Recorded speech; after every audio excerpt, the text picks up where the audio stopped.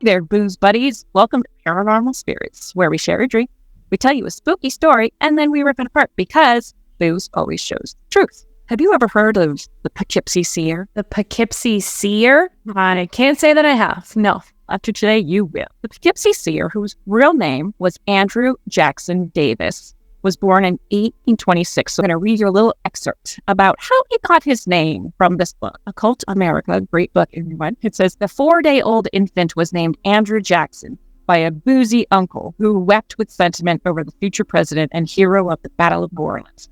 In quotes, the greatest man a-living in the world. People have heard of the Fox sisters during the spiritualist movements. You know, they were the mediums, the table rapping and the table lifting and all that. So he was actually before them.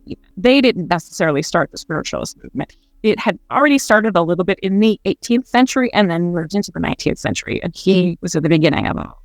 He was born in Blooming Grove, then moved to Poughkeepsie when he was a little bit older. But he really only went to 6 months to just under a year of school. And that was all the schooling he ever had. His family was poor. They couldn't afford it. He had to work and help support the family. He eventually apprenticed for a shoemaker and probably would have continued doing that until he went to a lecture, Dr. J.S. Grimes in Poughkeepsie, New York. Now, this lecture was on animal magnetism, which magnetism is what we would call hypnotism. And he tried to do this, but didn't have any success doing it until a tailor, it doesn't say who or how he knew this tailor, but the tailor hypnotized Andrew. While he was hypnotized, he says it threw him onto a different plane of consciousness where he began to understand the laws of the universe, how things work. While he was in trance over the course of time, he began to do this regularly because while in trance, he can also diagnose and prescribe treatments for people, like their medical conditions. So some of his prescriptions that he gave to people, for example, one was putting the warm skin of rats over the back of your ears at night to help cure deafness. Oh. What? Hold on, I need my warm rat skins.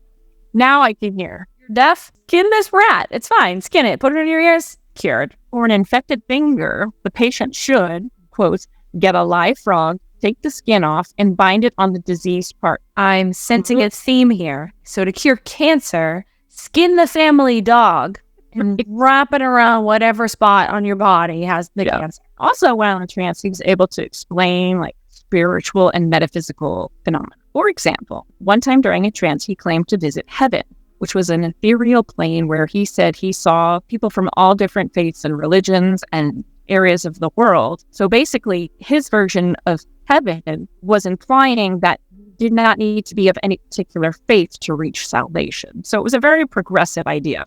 Even though he had only a very small amount of schooling, in 1846, he dictated a book. He eventually went on to write 30 more books over the course of his lifetime. So it's very prolific. And in one of them called The Great Harmonia, he actually talked about evolution before Charles Darwin had even talked about evolution. He also predicted the existence of the planets Neptune and Pluto before they were discovered. He described the surface of Venus before we knew what the surface of Venus was going to be like. He also talked about the 7 planes of existence, so that a soul had to go through 7 planes of existence before reaching basically enlightenment. And then he also predicted the booming of the spiritualist movement. And I quote, he said, "And the world will hail with delight the ushering in of that era when the interiors of men will be opened and the spiritual communion will be established." So he's basically predicting the prolific existence of the spiritualist movement.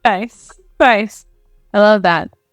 Good save. Can't believe I almost forgot this because this is my favorite. He talked about an extremely tyrannical species of oh my God.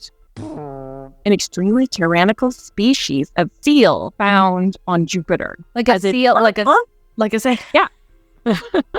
So Jupiter has seal people. It's a seal-like species found on Jupiter, and they were extremely tyrannical. They're very bossy seals. I said flap those fins together harder. You put everything you have into your... How threatening would a tyrannical seal army be if it was coming at you? I have a thought. What if it's not the animal seal? What if it's the musician seal? And there's just a bunch of musical seals running around singing the one song that Seal had. Eventually, he moved to Boston. Yo, kid, tell me those ghost stories, dude. Let's talk to spirits, guy. where he obtained a medical degree and opened a bookshop and prescribed herbal remedies. I'm not sure how those two go together, but yeah. What? And then he died in 1910. So some people say that he was a fraud. There were a lot of people that believed him. Edgar Allan Poe kind of both supported him and spoke out against him at different periods of time. I'm not sure what the issue was with the old Poe man, but something was going on. But he predicted a lot of things that are kind of hard to deny. Like, how did he get this information? So did he have like visions, or was like, what was his deal? So he would put himself in a hypnotic state. And while in those other states, he was basically like altered consciousness. So he felt he was on a different plane of existence. And while he was in there, he had access to greater knowledge, metaphysical properties and universal properties. If you could like go into your own little trance and do the thing, what would you want to find out? I mean, it's me, so alien. I would totally go down Ghost Road though. That would be my second stop. First would be the alien highway, and then it would be Ghost Road. What do you think about this guy?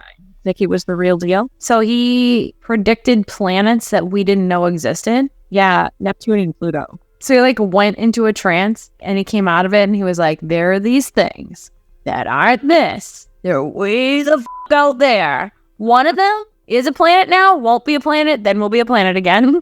It's wild. And he described the surface of Venus before we knew what the surface of Venus would look like. Oh, what does the surface of Venus look like? Very hot.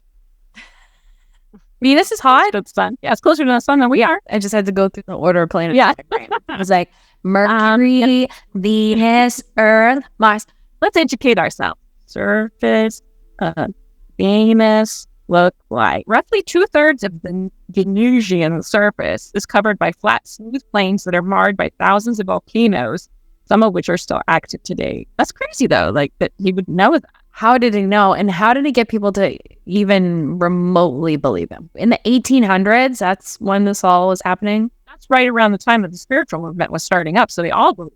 I would have an easier time believing that I was talking to my dead grandmother than I could about you telling me about evolution when it's not even a, right? Being like, you came from a monkey. And you're like, no. Right.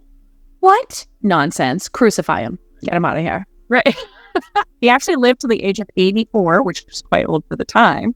Maybe he was doing something right with all those animal skins. I don't know. It's just like the only 80-year-old man just covered in the like skins of different creatures. He's like, let me tell you about the planets that I see that you don't know. There's crazy seals on them. Oh my God. Crazy seals. Well, that's the crappy story of the Poughkeepsie Seer and his magical mystery tour and animal skins and stuff. If you like what you saw, take the frog skin off your fingers and feel free to like, subscribe, and ring that bell. If you don't like what you saw, I'm going to sick my army of tyrannical seals on you. Thanks for joining us. Thanks for watching, and join us next time for more drunken adventures with two old whores.